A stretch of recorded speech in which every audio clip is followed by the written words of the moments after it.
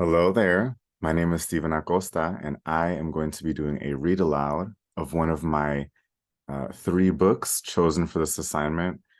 I will be reading from the health book for first grade, or a book used to teach health, called My Bones.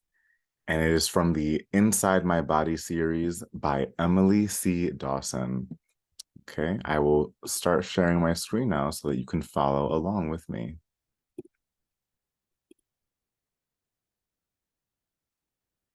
Hi, Jack. Did the doctor fix your leg? No, Lissa. It's broken. My dirt bike fell on it hard. But now you get crutches. So I'm going to stop real quick and I'm going to ask the class.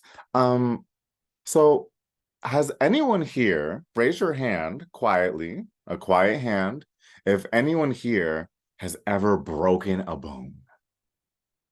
Yeah, okay, not many people. Okay. Let me ask you another question. Has maybe one of your brothers and sisters or your cousins or even some of your family, your friends, have you seen them ever break a bone? A quiet hand, a quiet hand, a quiet hand. Okay, I see a couple more people, right? And maybe they had to use crutches, right? What are crutches, right? Could someone with a raised quiet hand tell me what crutches are? Okay, yeah, yeah, like they can be like metal or like wood, and they're like kind of sticks that, they kind of go up under your armpits, or like they can go somewhere else where you hold them and they support you if you, let's say you broke your leg, you broke your foot, right? They support you, they keep you propped up, right? Those are crutches. So I'm going to continue the story, right? So far we have Jack and we have Lissa, right? They look maybe like their brother and sister, maybe, right? They're going into the same house. And Jack broke his leg, and Lissa's asking him questions about it. All right, so let's find out the rest of the story. It's hard cast. It will keep the bone in place while it grows back together. The bone will fix itself? Yes, in a month or two. And check out this poster. Wow. How many bones are there? 100? Even more. An adult body has 206 bones. I'm going to stop right there. Did anyone know that the adult body has 206 bones? If you know that, let me see a quiet raised hand. Okay, not one person. Oh, whoa, whoa. Watching out for you, Emily. Wow, I'm watching out for you because you knew that already. All right, let's continue. So Lissa is asking, But what about my body? and Jack says, when you're born, you have 300 bones.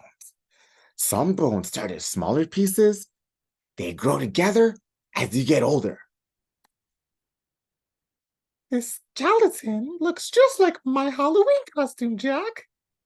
so I'm going to pause right there again. Look at this word, boys and girls, right? It says skeleton. Skeleton is like bolded. Skeleton is like boom to catch our attention. What is a skeleton? Can anyone tell me what a skeleton? Whoa, quiet raised hand. Whoa, eh.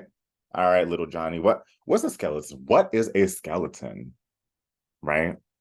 Yeah, it's the thing. It's the costume that maybe the girl in the picture has, right? But look at what the white things, right, on the girl's costume. What are those white things? Well, wait, I'm looking for another quiet raised hand. Over here, Julie. Yes, they are bones. Let's just give a little snap for Julie. A little snap for Julie. They're bones. Thank you, Julie, right? A skeleton is all your bones in your body. Let's continue, okay? Jack says, It's more than a costume, Lissa. Your skeleton gives you shape and holds you up. Hee hee. What's so funny, Lissa? Without bones, we'd be blobs. Yep, we'd have no leg bones to walk and no jawbone to chew or talk. And we'd look like silly blob monsters. and if you look at the picture, boys and girls, there is a imaginary human body, human, without any skeleton. Can we put on our thinking caps real quick? Let me see, put on your thinking cap, thinking cap, thinking cap, thinking cap. And now let's tie it with a beautiful bow. A beautiful bow. Oh, I love your bow. Oh, gorgeous Helen. Oh, look at that bow. Oh, all right. Now we have our thinking and imaginary caps on. Let's just imagine what we would be like with no bones, no skeleton, right? Just take a look at the picture. I think that's kind of similar to how we would look. All right, so Jack says, luckily, we're not silly blob monsters. And Lissa says, Those bones look like a cage. and Jack says, that's the rib cage. It protects your heart and lungs. Can we really quick point to your heart? Can we all point to your heart? Where is your heart? Can you feel your heart? Yeah. Oh, whoa, don't feel it too hard. Don't feel it too hard. Just feel it nice and soft, right? Feel it. What does it feel like, right? It feels like a in your chest, right? So your rib cage, right? These bones, these hard bones, they make like a cage right here around your lungs and your heart. Who can tell me with a raised hand what the lungs do? What do the lungs do? Wait, I hear, oh, I hear talking. I hear talking. Yes, George. Yes. Yeah, lungs. They get bigger and smaller, right? And they're like balloons in your body, right? They help you breathe. Everyone, let's take a big deep breath, right? Can you hold up an imaginary beautiful flower and just sniff it? Oh, and hold that in for a little bit. Hold it in, hold it in, hold it in, and out. Blow out like you're blowing out birthday candles. Right now, we all just use our lungs to take in a big deep breath. So let's just say thank you, lungs. Thank you, lungs, for helping me breathe. Thank you, lungs, inside your rib cage, right? So let's move on. Lissa says, So my bones have a job. They keep my inside safe. and Jack says, yep, just like your hard skull protects your brain. Wait, I'm going to stop right there real quick. So skull is bolded right here, right? Can everyone point to your skull? Point to your skull. What is your skull? It is this hard thing that protects your brain, right? So that if you bump your head against the wall, or you bump your head against the floor because maybe you're laying on the floor after teacher Steven said not to lay on the floor, right? Your skull protects your brain from going all over the place, right? So Lissa says, But if bones are so hard, Jack, how can we move?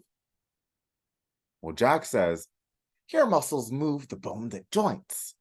Joints where two bones meet. Your knee joint lets your leg bend. So can it wait for a quick second? Can we all point to our knees? Point to our knees. Yes, can we point to wait? Where's your knee? No, that's not your knee. That's your ankle. Thank you. Point to your knee. Knee. Let me see the knee. Knee. I'll give little Lisa a second. Knee. There, that's your knee. Thank you. That's your knee. And your joint, your knee joint, right? Let your legs bend. Pretend like here's your knee bones, right? And your joint is this like pretend it's like a circle, right? It lets your joints and your knee bones go like this, right? So that it doesn't just crack, right? Can we all do that together? Crack. Let me see. Crack, right? That what we have it if we didn't have a knee joint, right? Okay, let's move on. Look at my shoulder. My arm moves in shoulders. Hey, watch out, Jack said. My back bends this far. See what I've learned in gymnastics? Wow, Lissa, you can bend and twist your spine or backbone because it has so many small bones. Can we all point to our spine? Where's our spine? Right, it runs all the way down, like at the base of our neck back here, all the way down to almost where our bottom is, right? When we sit, right, that bottom part of our spine almost touches the ground, right? So can you all point to our spine real quick? Point to your spine. Spine. I see so many little spines in here. Thank you so much. All right. And now Lissa says, Are the spine bones the smallest? And Jack says, no, the smallest bones are inside your ear, but your feet and hands have a lot of small bones too. So I can play piano or grab blocks with my toes. Ooh, whoa. What? Isn't there an animal that grabs things with their toes, right? Monkeys. Let me see your best monkey impression. Your best whoa, whoa, whoa. Oh, my little monkeys. I love my little monkeys. All right, let's continue. Now, okay. Lissa says, Which bone is the biggest, Jack? and Jack says, will you ever stop asking questions? And Lissa says, No. right, and she asks a lot of questions. I think some of us in here like to ask questions. I know teacher Stephen loves to ask questions because I like knowing things, right? I love knowing things. I love asking questions.